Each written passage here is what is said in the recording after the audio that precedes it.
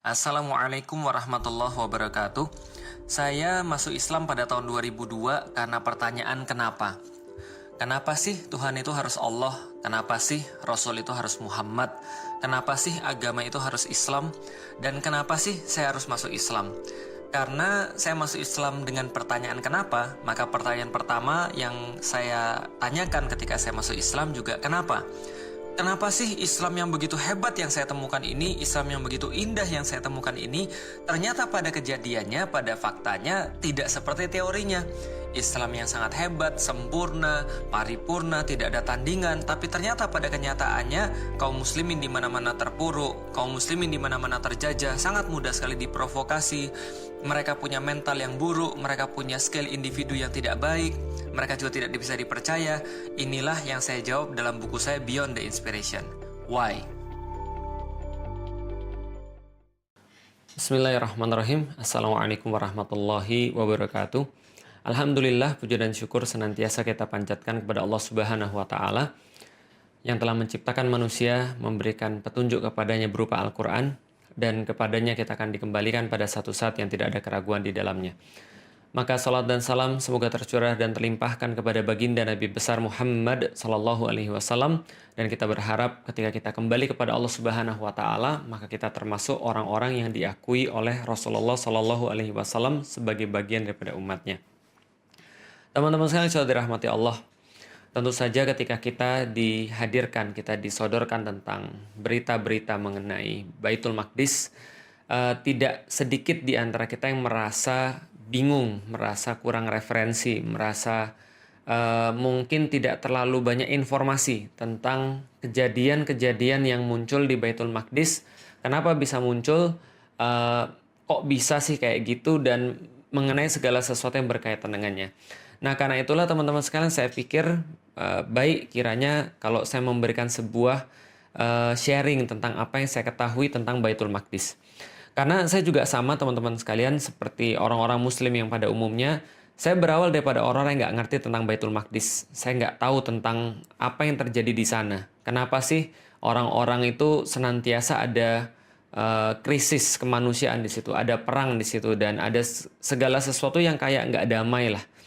Padahal kalau misalnya kita lihat, itu kan adalah simbol daripada agama-agama yang ada di dunia. Terutama ada 3 agama besar, yaitu adalah Yahudi, Nasrani, dan Islam. Tapi kenapa sih daerah itu tidak kunjung damai dan terus-menerus konflik? Nah, ketika saya nggak ngerti itu, walaupun saya sudah muslim pada saat itu, saya juga punya satu kecenderungan untuk ya tidak ngeh dan tidak aware dan tidak punya keberpihakan mungkin karena saya nggak ngerti apapun.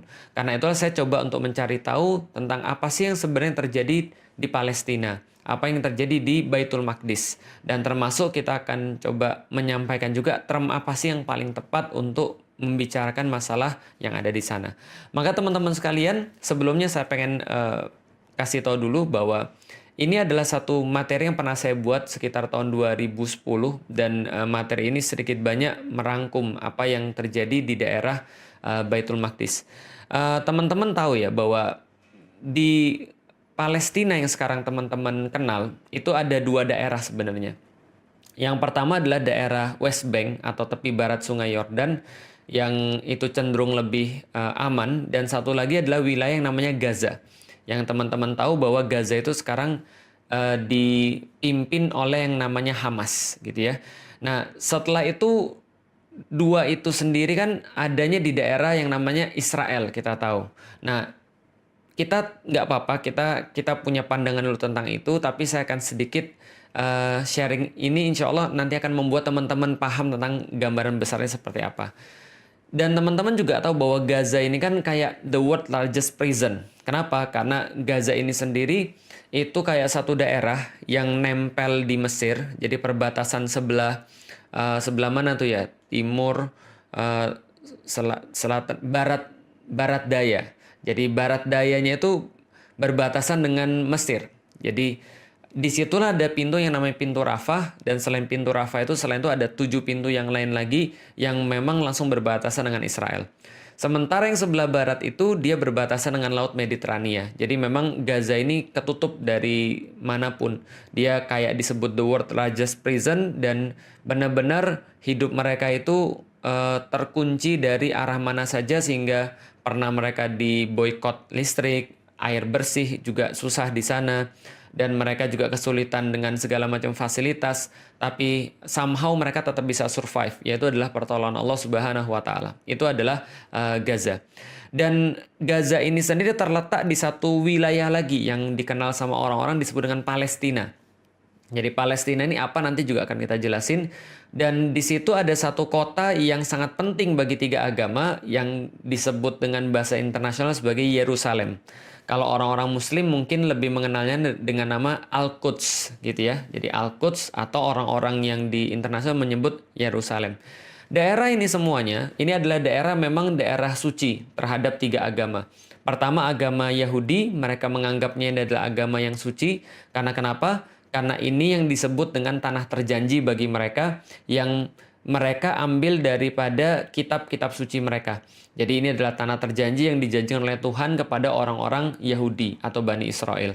Sedangkan bagi orang-orang Kristen atau orang-orang Nasrani, ini juga menjadi tempat yang suci bagi mereka karena disinilah letak Yesus mengadakan perjamuan terakhir sebelum dikhianati oleh Yudas Iskariot. Itu kepercayaan mereka. Dan disinilah juga ada tempat yang namanya Bukit Golgota yang mereka yakini sebagai tempat penyaliban Yesus Kristus. Walaupun tentu orang Muslim keyakinannya berbeda. Tapi ya kita cuma cerita kenapa sih tempat ini jadi sebuah tempat yang disucikan oleh tiga agama. Yang pertama adalah karena orang-orang Yahudi menganggapnya sebagai tanah terjanji. Yang kedua, orang-orang Kristen atau orang-orang Nasrani menganggap ini adalah sebagai tempat yang merupakan tempat terakhir perjanjian Yesus. Perjamuan terakhir Yesus. Lalu juga tempat disalibnya Yesus Kristus. Sedangkan bagi orang Muslim, kita sudah tahu bahwa tempat ini menjadi kiblat pertama kaum Muslim, yaitu adalah Masjidil Aqsa itu sendiri. Maka di dalam Al-Quran Allah mengabadikan semuanya ini, betapa penting kaum Muslim ini terhadap daerah yang kita sebut tadi dengan sebuah ayat yang disampaikan oleh Allah dalam surat Al-Isra. Subhanalladzi asra bi abdihi lailam minal masjidil haram ilal masjidil aqsal ladzi barakna haulahu. Jadi Maha Suci Allah yang telah memperjalankan hambanya pada malam hari dari Masjidil Haram kepada Masjidil Aqsa yang telah diberkahi sekelilingnya.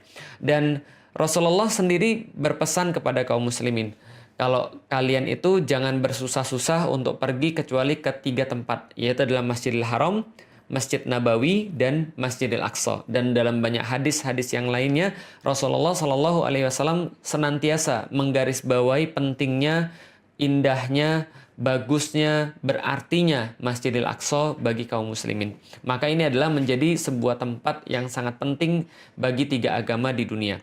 Khususnya di satu kompleks yang namanya Kompleks Masjidil Aqsa atau Haikal Sulaiman dalam pandangan orang-orang Yahudi. Jadi gini ceritanya teman-teman sekalian. Nah, ini tentang term ya, tentang sebuah istilah. Kalau kita biasa menyebut Masjidil Aqsa, itu adalah berdasarkan Al-Quran. Subhanalladzi asra bi abdihi lailam minal masjidil haram ilal masjidil aqsa. Jadi Maha Suci Allah yang telah memperjalankan hambanya di malam hari dari Masjidil Haram kepada Masjidil Aqsa. Maka Masjidil Aqsa itu adalah satu tempat yang dinamakan Kompleks Al-Aqsa. Jadi Kompleks Masjidil Aqsa. Kenapa dikatakan kompleks? Karena memang pada saat itu bentuknya bukan kayak sekarang. Jadi bentuknya cuma sebidang tanah, dan sebidang tanah itu disebut dengan Masjidil Aqsa. Dan memang ya salahnya orang Indonesia adalah karena mereka tuh kalau bicara tentang masjid itu harus kayak ada bangunannya, harus ada kubahnya, harus ada bintang dan bulannya. Enggak sih sebenarnya.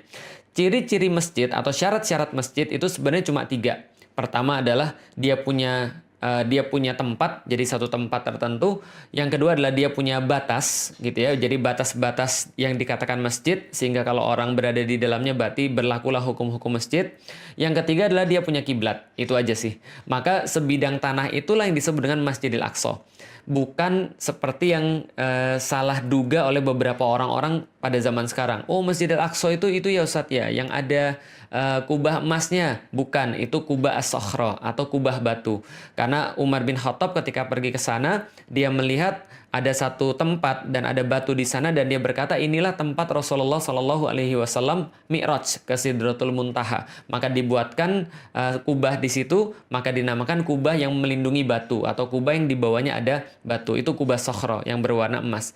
Sedangkan ada tempat lagi yang di depannya kubah sokhro. Itu ada satu masjid yang kubahnya warnanya abu-abu gitu ya. Itu juga bukan Masjidil Aqsa, tapi namanya adalah Masjid Kibli atau Masjid Kiblat. Dan yang dinamakan Masjid Al-Aqsa kalau gitu apa? Yang dinamakan Masjid Al-Aqsa adalah ya satu kota itu, satu kompleks itu yang dinamakan dengan Masjidil Aqsa. Di situ sendiri ada banyak sekali kubah-kubah, ada banyak sekali bangunan-bangunan, ada banyak sekali tempat wudhu dan seterusnya. Maka inilah yang disebut dengan Masjidil Aqsa. Sedangkan orang-orang Yahudi itu menganggap itu adalah Haikal Sulaiman. Dan Haikal Sulaiman ini memang sudah hancur sih. Nanti kita akan jelaskan. Tapi masih ada satu tembok yang tersisa daripada Haikal Sulaiman itu, yang mereka sebut dengan tembok ratapan. Yaitu adalah tembok kira-kira di sebelah barat daripada Masjidil Aqsa atau sebelah barat daripada kompleks Al-Aqsa ini. Dan memang kompleks Al-Aqsa ini kita sudah tahu adalah kompleks yang sangat ancient, kompleks yang sangat kuno yang memang disucikan oleh 3 agama. Nah, jadi sekarang teman-teman sudah tahu ya, kenapa sih Masjidil Aqsa itu disucikan oleh 3 agama. Pertama oleh orang-orang Yahudi, yang kedua adalah oleh orang-orang Nasrani, yang ketiga adalah oleh orang-orang Muslim. Nah, sekarang kita coba cerita dulu kok bisa sih orang-orang Yahudi itu masuk ke sana dan kok bisa sih orang-orang Yahudi itu ya juga keluar dari sana.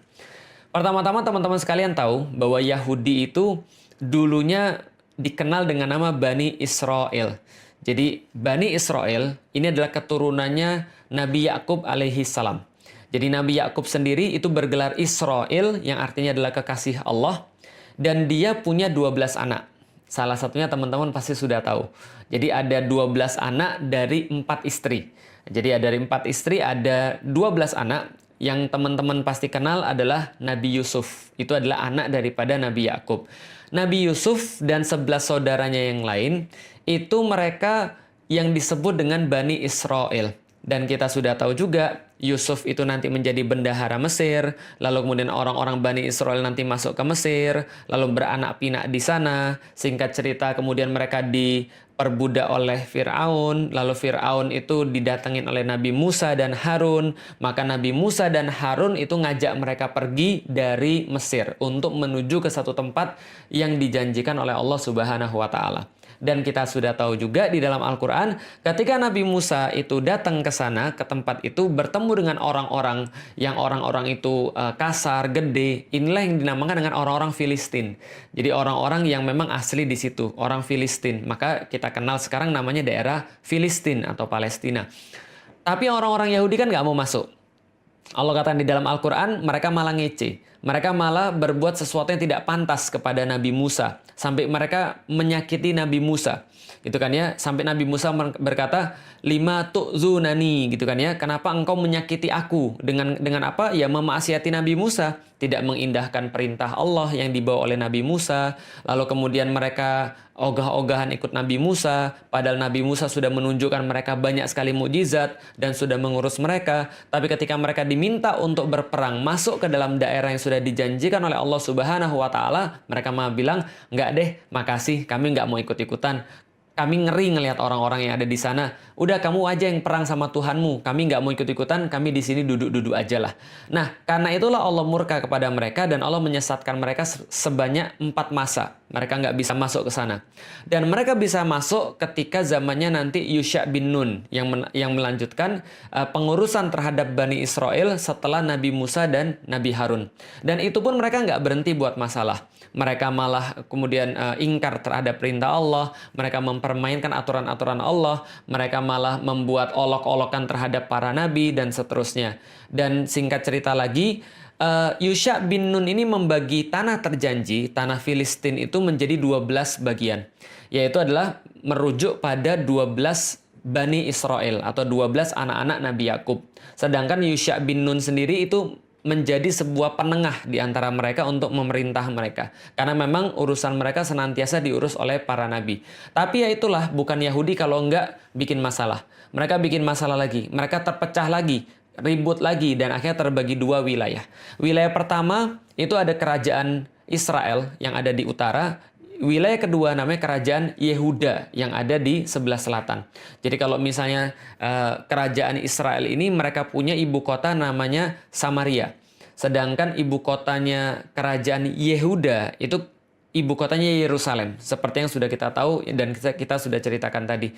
Dan ini mereka terus-menerus berselisih dan konflik satu sama lain. Terus-menerus konflik sampai akhirnya ada satu kerajaan namanya kerajaan Assyria itu menaklukkan kerajaan Israel yang ada di utara. Nah, ini saya sudah ringkaskan dan ini nanti insya Allah tulisan ini akan saya berikan pada teman-teman sekalian karena saya udah ngeringkasin beberapa tentang beberapa sejarah tentang Israel. Nah, jadi teman-teman sekalian, pada tahun 722 ini kerajaan Assyria 722 sebelum Masehi ya. Kerajaan Assyria ini menaklukkan wilayah bagian utara, yaitu adalah kerajaan Israel. Dan ketika dia mau menaklukkan kerajaan Yehuda, maka kerajaan Assyria ini keburu ditaklukkan sama kerajaan Babilonia. Jadi diserang sama kerajaan Babilonia yang rajanya sangat terkenal, namanya Nebukadnezar gitu kan ya. Bukhtanasir kalau dalam bahasa Arabnya. Nah, lalu kemudian Nebukadnezar ini melakukan juga penaklukan terhadap kerajaan Yehuda pada tahun 597. Dan pada tahun berikutnya, 596 sebelum Masehi, maka Haikal Sulaiman itu dihancurkan. Jadi kompleks Masjidil Aqsa itu yang sudah dibuat haikal sama Nabi Sulaiman itu dihancurkan sama orang-orang Babilonia, Nebukadnezar. Dan setelah itu orang-orang Yahudi itu dibawa ke Babilonia semuanya. Disitulah banyak sekali orang-orang Yahudi yang hilang. Kenapa? Ada yang terbunuh, ada yang dibawa sebagai budak pergi ke Babilonia, dan mereka di sana cukup lama sampai akhirnya kerajaan Babilonia dikalahin oleh kerajaan Persia. Nah, jadi kerajaan Persia pada tahun 539 menyerbu Babilonia, lalu kemudian Raja Cyrus ini mengembalikan orang-orang Yahudi ke daerah mereka dan mempersilahkan mereka untuk membangun kembali Haikal Sulaiman yang diselesaikan pada tahun 516 sebelum Masehi, pada masa pemerintahannya Darius Agung. Nah, jadi ini terus-menerus kemudian dilakukan, tapi nggak berhenti sampai di situ. Orang-orang Yahudi tetap lagi kemudian bikin masalah sampai akhirnya Romawi yang menguasai mereka, dan ketika Romawi menguasai mereka itu Titus pada tahun 70 Masehi itu meratakan kembali Haikal Sulaiman. Jadi 2 kali Haikal Sulaiman itu hancur, yaitu adalah sebuah kompleks tempat ibadah yang dibangun oleh Nabi Sulaiman. Itu hancur pertama adalah pada tahun 596 sebelum Masehi oleh Nebukadnezar atau oleh Babilonia. Yang kedua oleh Titus pada tahun 70 Masehi. Ini juga diratakan kembali. Jadi ini nggak ada urusan dengan kaum muslimin. Dan kembali lagi setelah ini mereka diusir semua dari tanah terjanji itu.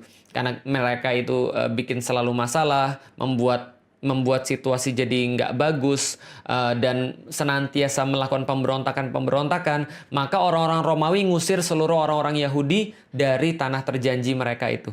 Itulah kedua kalinya mereka diusir. Pertama kalinya mereka dijadiin budak ke Babilonia, yang kedua mereka diusir dari tanah terjanji oleh orang-orang Romawi. Jadi nggak ada urusan dengan orang-orang Muslim. Dan pengusiran kedua inilah teman-teman sekalian yang dikenal dengan nama diaspora. Jadi mereka pergi melanglang buana kemanapun, ke daerah-daerah yang lain gitu kan ya. Sampai mereka punya dendam yang besar terhadap orang-orang Romawi ini. Kenapa? Yang sudah mengusir mereka dari tanah terjanji. Terus-menerus ini kemudian mereka menjalani kehidupan yang sulit. Dan orang Yahudi ini karena punya sifat yang nggak baik. Mereka punya sifat serakah, mereka punya sifat suka ingkar janji, mereka punya sifat pengecut, mereka suka mengolok-olok orang, mereka suka melakukan hal-hal yang nggak bagus gitu ya. Maka mereka ini kemana-mana dapat masalah. Di Jerman dapat masalah, di Austria dapat masalah, lalu kemudian di Eropa tempat-tempat yang lain mereka dapat masalah. Dimanapun mereka tinggal, orang-orang Yahudi ini memang senantiasa eksklusif dan menimbulkan problem. Karena itulah kebanyakan dimanapun itu mereka senantiasa punya problem dengan masyarakat setempat. Nanti list-listnya itu teman-teman bisa cari. List-list problem terhadap orang-orang Yahudi. Makanya sampai dikenal dengan nama gerakan antisemit atau gerakan anti-Yahudi, kira-kira gitu ya. Nah, hanya saja ketika pada tahun 1860 ini lahir seorang pemuda yang orang ini nanti akan menjadi bapak Zionis, namanya Theodor Herzl. Dia seorang Yahudi berkebangsaan Austria. Lalu pada tahun 1896, jadi lahirnya 1860 lahir, 1896 ketika dia berumur 36 tahun, itu dia menulis satu buku yang sangat fenomenal pada zamannya. Namanya bukunya Der Judenstaat, yaitu adalah The Jewish State. Nah, jadi Der Judenstaat, The Jewish State. Dan di situ dia menegaskan kembali bahwa perlu banget bagi orang-orang Yahudi supaya tidak mendapatkan problem di mana-mana, maka mereka harus bersatu dan sudah wajib bagi mereka untuk memiliki sebuah negara. Makanya judulnya Der Judenstaat, The Jewish State. Dan ketika itu orang-orang bilang, wah ini orang gila, ini orang stres, ini berbahaya. Kenapa? Di zaman itu teman-teman sekalian, orang Yahudi aja di mana-mana nggak disukai oleh orang. Apalagi ada ide mereka mau buat satu negara. Nah, itu orang udah kebayang tuh problemnya kayak apa. Maka ini kemudian dibully, lalu kemudian dilarang peredaran buku ini. Nggak boleh dibaca, nggak boleh diperjualbelikan. Kenapa? Karena mengandung ide yang sangat absurd bagi orang-orang pada zamannya. Tapi dia nggak berhenti. Dia melakukan kontak terus-menerus. Dan akhirnya dia dapat kontak namanya Lord Rothschild. Jadi ada satu keluarga sangat kaya sekali yang merupakan pionir daripada sistem perbankan. Namanya adalah keluarga Rothschild. Dan waktu itu Theodor Herzl ini dapat sponsor daripada Rothschild. Lalu dia pada tahun berikutnya, pada tahun 1837 ini mengadakan tadi kan 1860 ya, 1897. Jadi setahun setelah bukunya keluar 1896, lalu pada tahun 1897 maka diadakanlah sebuah Kongres Zionis pertama di dunia. Apa yang mereka kemudian simpulkan di sana? Kami harus bangun satu negeri untuk orang-orang Yahudi, untuk mewujudkan cita-cita orang-orang zaman dulu bahwa negara Yahudi harus bersatu dan punya satu tempat. Pertanyaannya teman-teman sekalian, kalau ada orang-orang kayak gini yang memang di mana-mana bikin masalah, di mana-mana dibenci sama orang, lalu mereka punya ide dari Judenstaat, gimana kalau kita buat satu negara buat orang Yahudi, the Jewish State. Kalau gitu pertama kali mereka harus cari tanah dong, mereka harus cari tempat dong. Pertanyaannya tempatnya di mana? Jawaban teman-teman betul. Kalau ada orang Yahudi yang mau nyari tempat untuk dijadikan sebuah negara, karena mereka pikir bahwa negara itu adalah sesuatu yang harus mereka punya untuk mewujudkan cita-cita mereka di masa yang lalu, maka pastilah mereka akan cari tanah yang berhubungan dengan sejarah mereka. Maka mereka fix. Ketika Kongres Zionis itu, mereka mengatakan kami mau punya tanah. Yaitu adalah tanah yang dijanjikan oleh Tuhan bagi kami. Ironis memang, mereka disuruh masuk, mereka nggak mau. Mereka sudah masuk, mereka bikin masalah, diusir sekali oleh kerajaan Babilonia di bawah Nebukadnezar, lalu mereka balik lagi, buat lagi Haikal Sulaiman, dihancurin lagi yang kedua oleh Titus Romawi gara-gara kelakuan mereka juga. Lalu kemudian diusir kemana-mana dan mereka nggak bisa balik lagi ke sana untuk melakukan ibadah sesuai dengan keyakinan mereka. Tapi ketika mereka disuruh milih, mereka milih tempat itu lagi. Karena kenapa? Ya karena mereka merasa itu kaitan dengan sejarah mereka. Padahal mereka sudah mengabaikan tempat itu in the first place untuk di awal kalinya, gitu kan ya. Nah ini mereka kemudian mau balik lagi ke tanah terjanji. Mereka bilang balik ke tanah Zion, balik ke tanah terjanji mereka, yaitu adalah tanah yang disebut dengan tanah Palestina. Pertanyaannya, siapa penguasa tanah Palestina pada saat itu? Siapa penguasa tanah Baitul Maqdis pada saat itu? By the way, teman-teman sekalian, tadi kita sudah sampaikan soalan istilah. Masjidil Aqsa itu disebut dengan Baitul Maqdis sendiri. Jadi Masjidil Aqsa yang kota itu adalah Baitul Maqdis sendiri ketika dikatakan oleh Rasulullah Shallallahu Alaihi Wasallam. Kompleks Masjidil Aqsa itu dalam istilah Rasulullah, dalam istilah hadis adalah Baitul Maqdis. Kota Yerusalem sendiri dalam istilah hadis juga disebut dengan Baitul Maqdis. Dan tanah yang terjanji itu atau Ardul Mubarakah atau Ardul Muqaddas atau Ardul Muqaddasah itu adalah juga disebut dengan Baitul Maqdis. Jadi Baitul Maqdis itu ada tiga istilah. Pertama adalah istilah untuk kompleks masjidnya. Yang kedua adalah istilah untuk kota Yerusalemnya. Yang ketiga adalah untuk wilayah yang lebih besar yang dinamakan dengan bumi yang diberkahi atau bumi yang disucikan itu. Nah, maka ini yang mereka pengen untuk mereka masuk ke sana. Siapa yang saat itu memiliki Baitul Maqdis atau tanah yang terjanji yang menurut orang Yahudi pengen mereka jadikan sebagai the Jewish state itu, yang memiliki adalah orang Muslim yang pada saat itu bersatu dalam satu kepemimpinan besar yang dinamakan dengan Khilafah Utsmani. Nah, pemimpin Khilafah Utsmani pada saat itu namanya adalah Abdul Hamid II. Maka datanglah orang-orang Zionis kepada Abdul Hamid II untuk meminta izin. Mereka ingin mendirikan pemukiman untuk orang-orang Yahudi yang akan jadi cikal bakal negara Yahudi. Bagaimana kemudian respon daripada Abdul Hamid? Insya Allah nanti akan kita lanjutkan ceritanya. Assalamualaikum warahmatullahi wabarakatuh. Teman-teman sekalian, pernah nggak sih kebayang ketika dulu masih ada Imperium Romawi dan Imperium Persia? Waktu itu Imperium Romawi terbentang kurang lebih 5 juta kilometer persegi di sebelah barat, dan Imperium Persia terbentang kurang lebih 7,4 juta kilometer persegi di sebelah timur. Nah, pada saat itu ada suatu peradaban baru yang muncul di tengah-tengah raksasa-raksasa itu, namanya peradaban Islam. Ternyata kurang dari 100 tahun, Islam bisa mengalahkan peradaban Persia yang sudah dibangun selama ribuan tahun dan peradaban Romawi yang sudah dibangun 500-an tahun. Pertanyaannya, apa yang menginspirasi mereka? Apa yang menjadi dorongan-dorongan mereka? Dan sekarang kita lihat justru Islam terpuruk dan tidak seperti pada dahulu kala kita lihat dalam sejarah. Inilah yang saya coba jawab dan teman-teman bisa baca di dalam buku saya, Beyond the Inspiration.